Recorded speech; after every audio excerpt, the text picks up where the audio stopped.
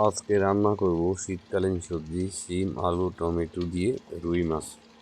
তো প্রথমে আমি পেঁয়াজ কাঁচামরিচ রসুন এগুলা কুচা কুচা করে কেটে নিলাম। অন্যদিকে এখানে শিম টমেটো আলু কেটে রাখলাম। অন্যদিকে আমার একটা ফ্রাই প্যানে মাছ ভাজা হচ্ছে। মাছ ভাজা হয়ে গেলে পেঁয়াজ দিয়ে দেব। এখন একটা কড়াইয়ে আমি পেঁয়াজ লাল করে নিলাম।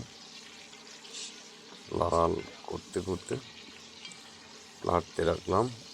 হঠাৎ পেঁয়াজ বাদামি কালার হয়ে গেছে, দিয়ে দেব লবণ, দিয়ে দেব হলুদ গুঁড়া, দিয়ে দেব হালকা মরিচ গুঁড়া, মিক্স মশলা পরিমাণ মতো দিয়ে নাড়া দেব, ভালো করে কষিয়ে নেব। তারপর শিম আলু টমেটো সব কিছু দিয়ে কিছুক্ষণ লাড়তে থাকবো। ভালো করে কষিয়ে নিয়ে মাছগুলো দিয়ে দেব, একটু নেড়ে নেব। নেড়ে নেওয়ার পরে এখন পর্যাপ্ত পরিমাণ গরম পানি দিয়ে দেব, দিয়ে একটা নাড়া দেব, আবার